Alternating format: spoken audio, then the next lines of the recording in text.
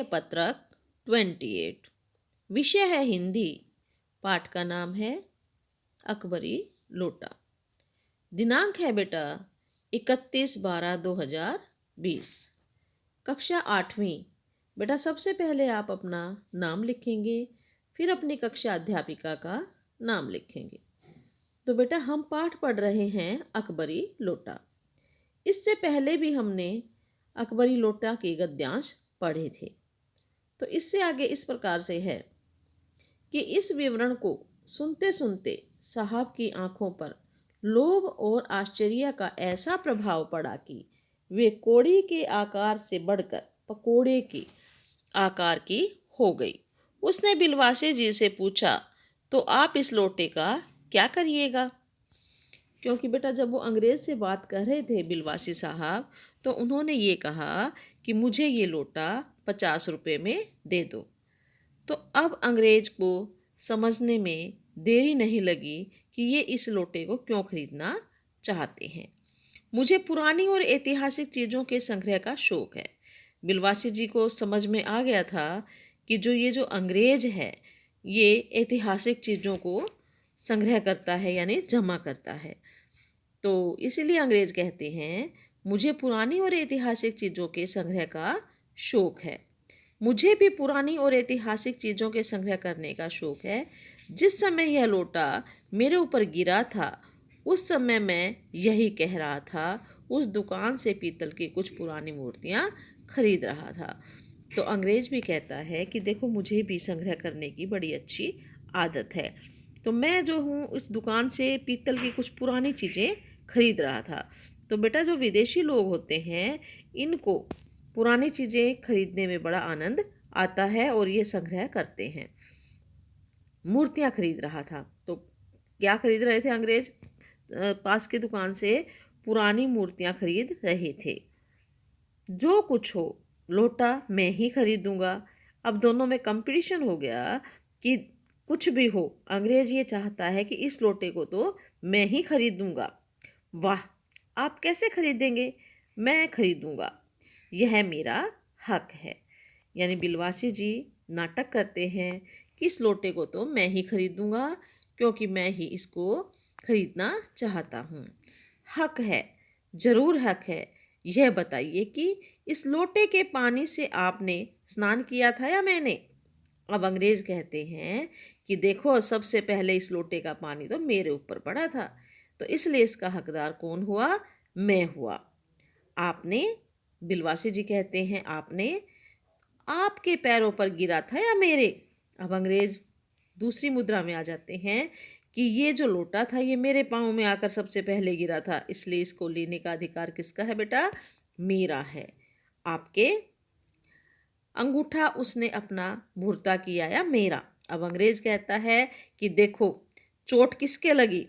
चोट लगी मेरे अंगूठे को, तो इसलिए इस लोटे को भी शायद मैं ही खरीदूंगा। आपका? इसलिए उसे खरीदने का हक मेरा है। यह सब बकवास है। दाम लगाइए, जो अधिक दे वह ले जाए। बिलवासी जी ने कहा कि इस पर हम दाम लगाते हैं, जो ज़्यादा पैसे देगा वही इस लोटे को ले जाएगा। यही सही, आप इसका 50 रुपये लगा रहे थे, मैं 100 देता हूँ। अब अंग्रेज साहब क्या कहते हैं कि तुम तो 50 रुपये दे रहे थे, लेकिन मैं अब इस लोटे के कितने रुपए देना चाहता हूँ? 100 रुपये देना चाहता हूँ। तो बिलवासी जी कहते हैं मैं 150 देता हूँ। तो अंग्रेज कहते हैं मैं 200 देता हूँ। तो देखो बेटा ये पैसे बढ़ाते ही जा रहे हैं बिलवासी साहब। इससे आगे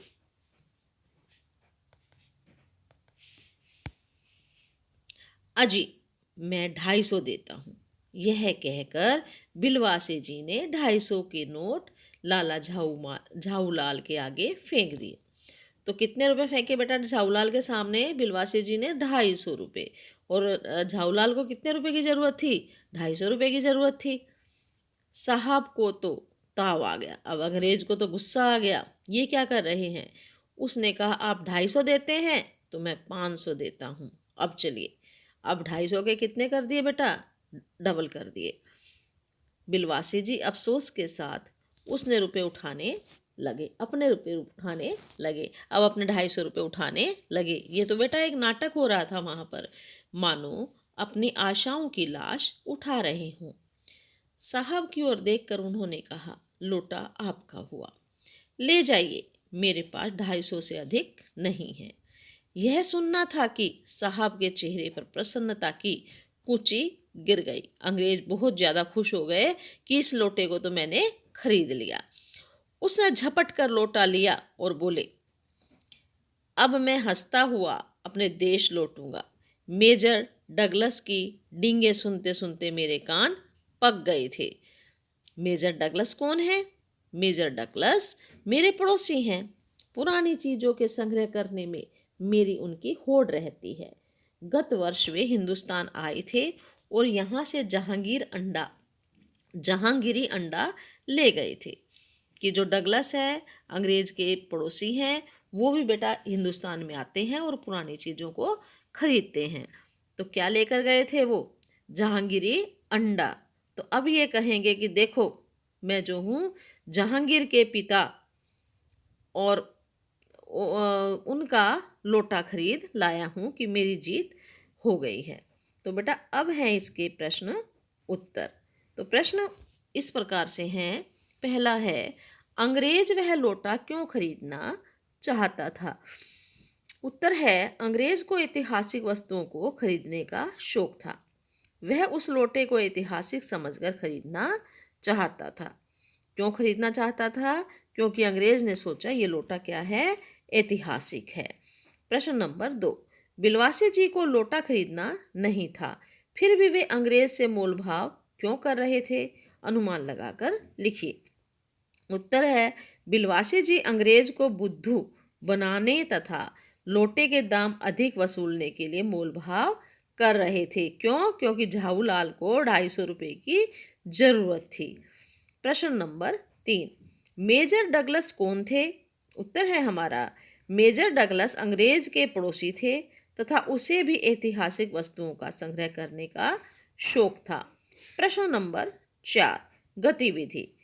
क्या होता यदि अंग्रेज को ऐतिहासिक वस्तुओं को खरीदने का शौक नहीं होता? कल्पना कीजिए। उत्तर है, यदि अंग्रेज लोटा नहीं खरीदता तो बिलवासी जी को अपनी पत्नी से चुराए हुए रुपए झाऊलाल को देने पड़ते, अन्यथा झाऊलाल अपनी पत्नी को पैसे नहीं दे पाते और अपनी पत्नी के सामने बेइज्जत होते। तो बेटा ये आपके थे प्रश्न उत्तर। अब इन प्रश्न उत्तरों को कॉपी में लिख लेना और याद कर लेना। अब बेटा कोरोना वायरस से बचने के लिए हमें किन किन बातों का ध्यान रखना चाहिए? नंबर 1, घर से बाहर अगर हम निकलें तो मास्क लगाकर ही घर से बाहर निकलें। हाथों को साबुन और पानी से समय समय पर धोते रहें और 2 गज की दूरी का पालन करते रहें।